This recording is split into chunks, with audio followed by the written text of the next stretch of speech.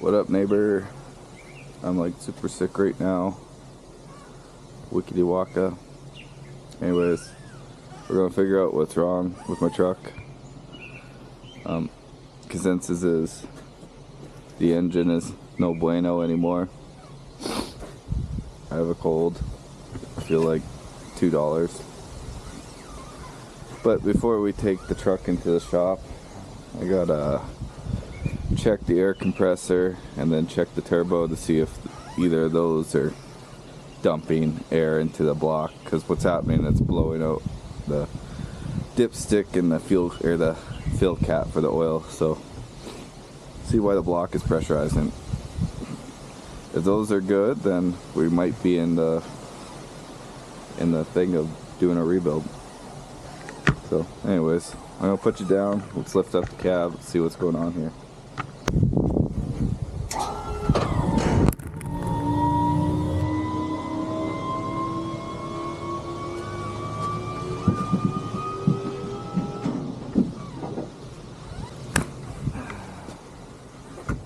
Why do you guys gotta fall down? The goal is we're gonna take off that cap right there. We're gonna measure blow by, turn off the engine, disconnect the air compressor, or make it just bleed out basically. See if there's blow by. Do that a few different times, take off different things.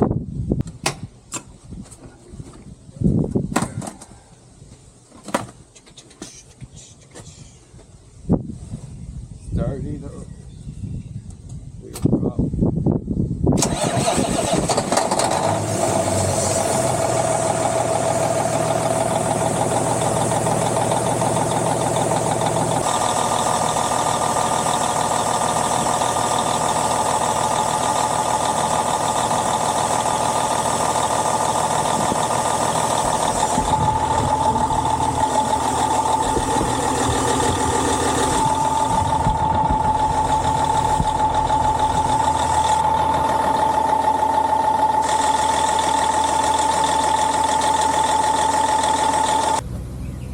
There's crazy blow by. There's a rattle on this one right here. When I put my hand on it, it goes away. I don't know what that's about. I just don't know if the cap is touching something or... So I'm gonna take off that cap. But first, we're gonna take off the air compressor line. So yeah, first step of the day is to take off this line for the air compressor. See if it still has blow by. I'm assuming it will. After that, we will take off either this hose or on the other side, just so it's not pushing air into the engine with the turbo, and we'll see if the turbo is the issue. So we took this line off here. A little bit of oil residue, but that's no biggie. I did notice it is kind of black under there. That's brand new. That was put on in May. But we're going to get my handy dandy blow-by detector. With that thing off, we'll see if it still does it.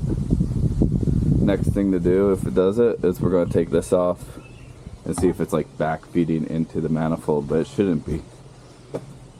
So up here, start the engine.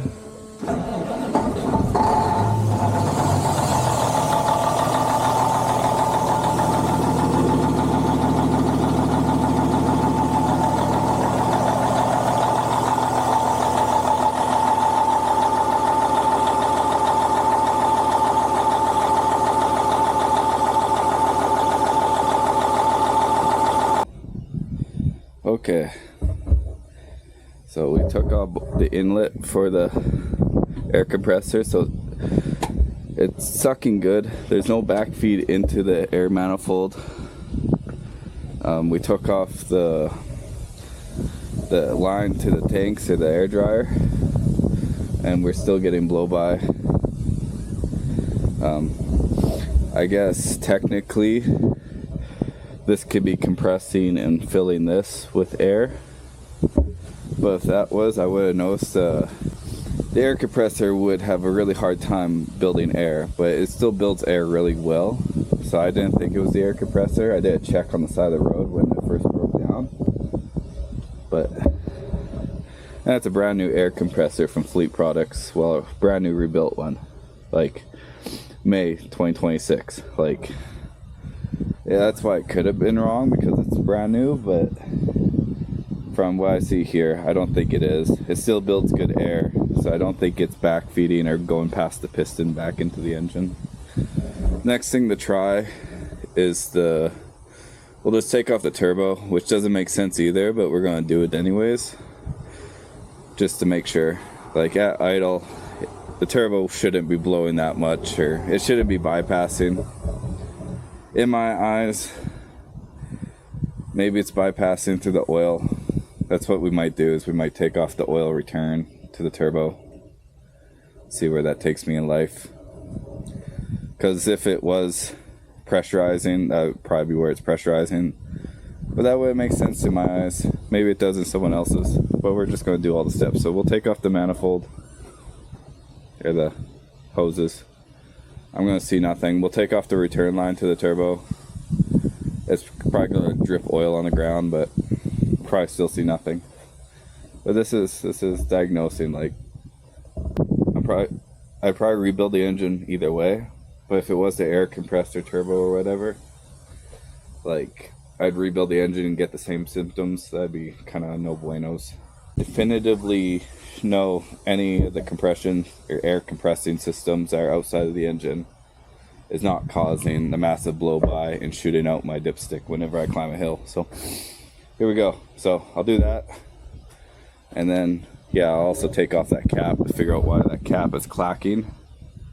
There's nothing up there except for your Jake brake, but the Jake brake doesn't move, it just pushes down a piston. So anyways, I'll get back to you in a second here. So going through this, took off this guy, no change. An important thing to check is the rubbers to the inlet, and this one is dry. You can know if the turbo's starting to pass oil because the rubbers like to hold it a little better than the other stuff. So the turbo is good, it spins freely. I also took off the return line and ran the truck just to see what would happen, and same thing, like no issue there. So I'm classifying the turbo as not being the problem, the air compressor is not the problem, so the engine is the problem. I put an X15 power steering pump. I made an adapter right there so it takes the longer shaft and I don't have to deal with garbage. But other than that, I don't know. I'm going to take off that cap and see why it's clickety clacking, but I'm going to put the turbo back together so it's not freaking shooting oil everywhere while I'm doing it. But that's my conclusion. I'll get back to you here in a second. So conclusion, that makes a random knock, but there's nothing touching it. So I don't know if it's just resonance.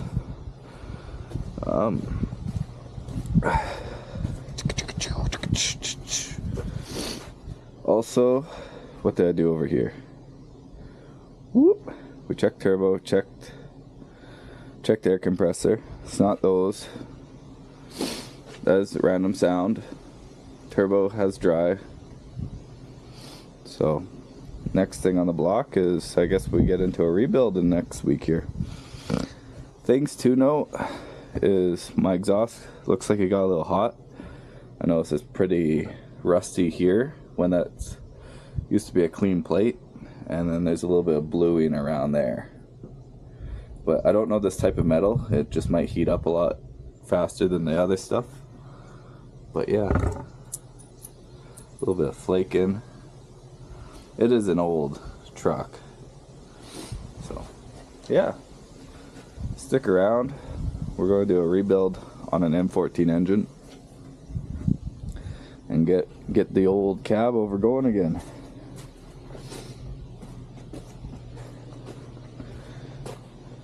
Whoa, let's close the door here.